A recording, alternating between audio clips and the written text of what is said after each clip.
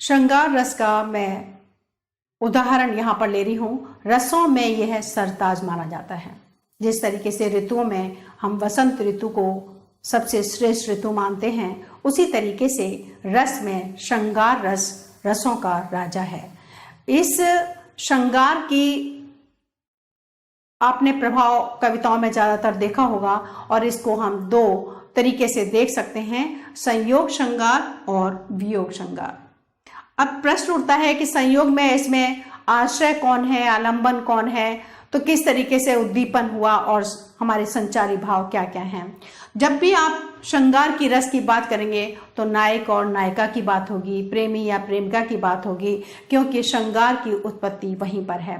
तो श्रृंगार जो रस उत्पत्ति, जो स्थायी भाव था हमारे अंदर, वो उत्पत्त हुआ और उसके होने पर जो प्रेमी और प्रेमिका है, यानी कि एक आश्रय हो गया, एक विषय हो गया कि जो दोनों को मिलते ही जो भाव उत्पन्न हुआ वो श्रृंगार हुआ।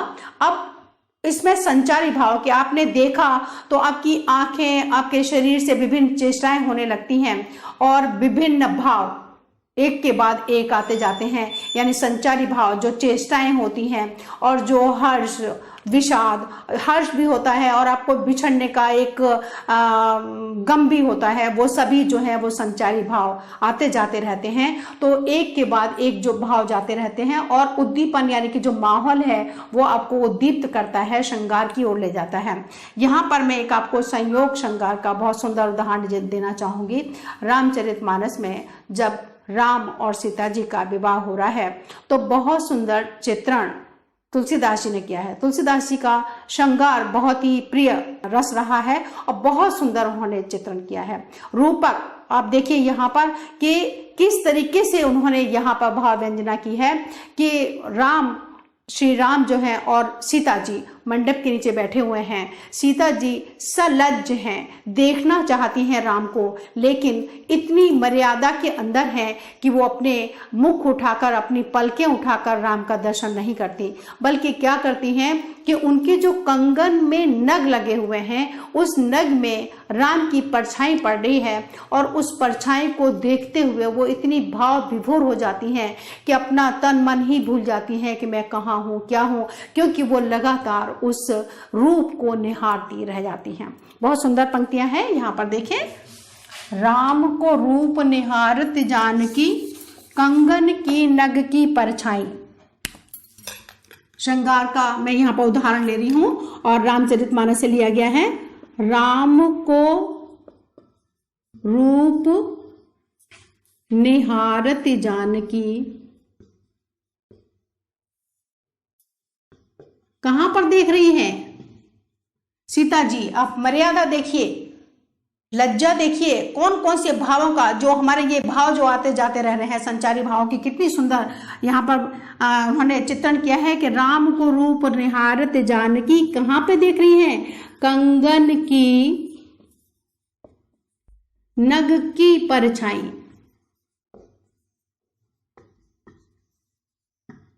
देखना चाहती है, सभी प्रेमिका देखना चाहते हैं एक दूसरे को, लेकिन मर्यादा, हमारे संस्कार कितने प्रबल हैं कि वो ऐसे नहीं देख रही कि हमने बस आंखें उठाई और देख लिया कि लो हम ये हैं और तुम ये हो। नहीं, क्या है? लज्जा का भाव, संकोच का भाव, मर्यादाओं की संस्कार जो है वो साथ में है।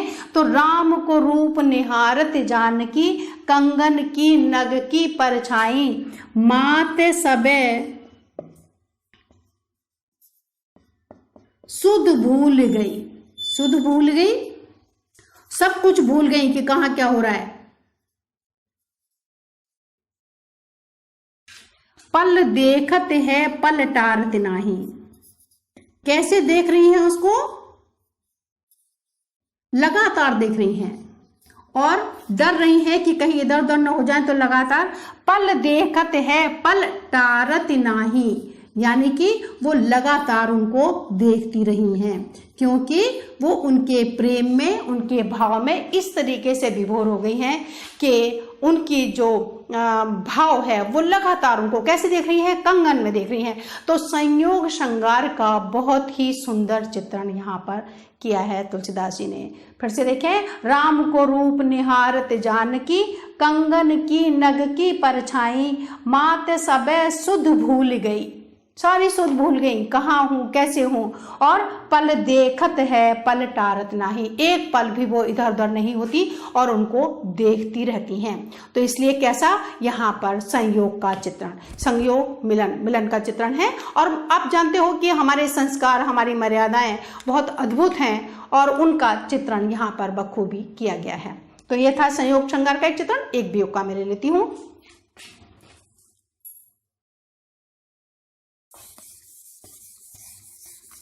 संयोग और वियोग की बड़ी अद्भुत बात है, जो चीजें हमें संयोग में अच्छी लगती हैं और वही चीजें वियोग में बहुत बुरी लगती हैं।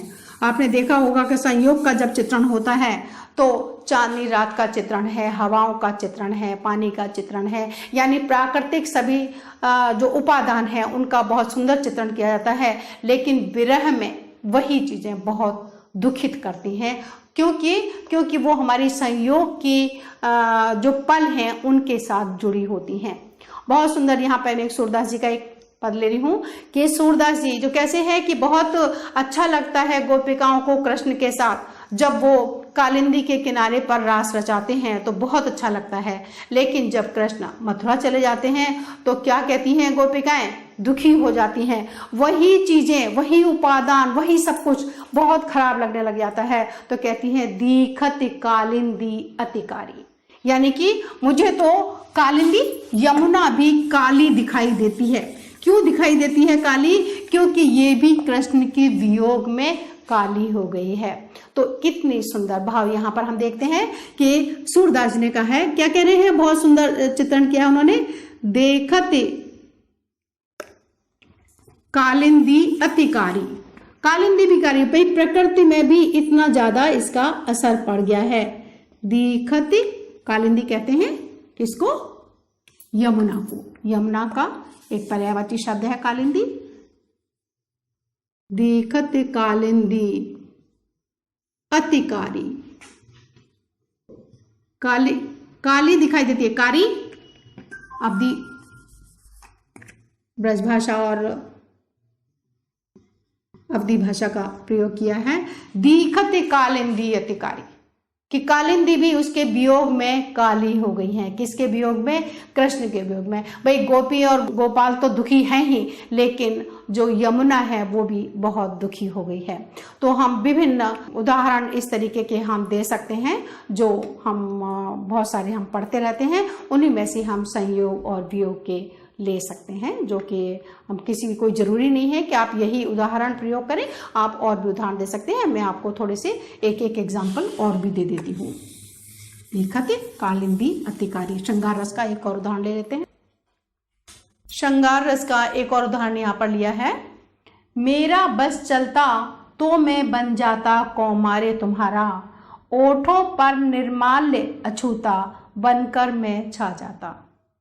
तो इस तरीके से आप यहां पर देख रहे हो कि क्या है प्रेमी की भावना कि बनकर मैं, मेरा बस चलता तो मैं बन जाता, यानी कि हर एक प्रकार की जो परिस्थिति है उसमें जूझने की उसकी इच्छा है और वो यहाँ पर दिखाई गई है। और कौमार तुम्हारा ओठों पर निर्माल्य अछूता बनकर मैं छा जाता, बहुत सुंदर यहाँ पर भाव। और ये एक श्रृंगार रस का दूसरा उदाहरण मैं यहाँ पर दे रही हूँ। इसके साथ एक वियोग का एक और उदाहरण ले लेते हैं।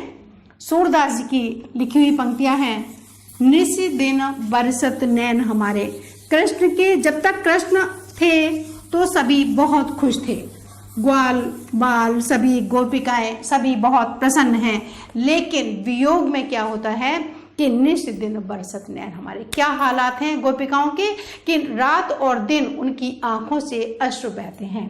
वियोग का है ये, देख लें श्रृंगार रस में ही जो वियोग का उदाहरण है। निश दिन बरसत नैन हमारे, निश दिन, निश मीन्स रात, बरसत नैन हमारे, सदा रहत पावस ऋतु उन पे, सदा रहती पावस, पावस मीन्स वर्षा ऋतु, पावस ऋतु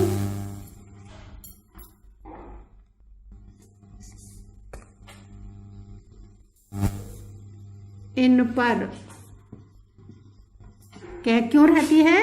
जब से श्याम सिधारे, श्याम कौन? Krishna.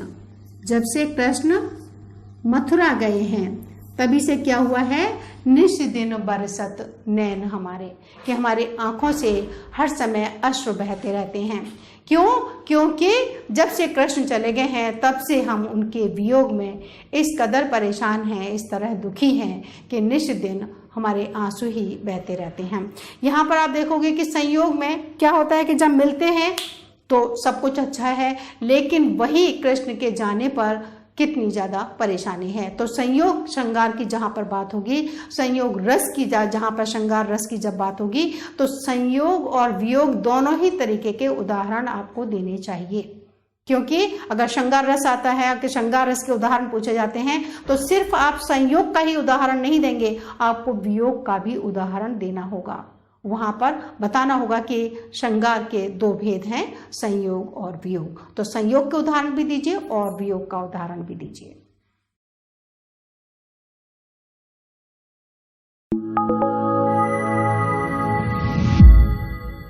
Visit kalpanadube.com for complete lessons and doubt clearing webinars. Subscribe to our channel to get the latest updates and videos. Subscribe now.